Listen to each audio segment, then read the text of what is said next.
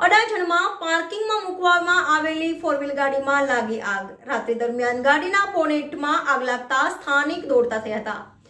અડાજણના મિનિધરી લક્ઝરિયા પાસે આવેલ નિશાન આર્કેડ પાર્કિંગમાં લાગી હતી આગ. ફાયરના જવાનો દ્વારા ગણતરીના મિનિટોમાં જ આગ ઉપર કાબુ મેળવાયો. આગમાં કોઈ પણ પ્રકારની જાનહાનિ થઈ નથી.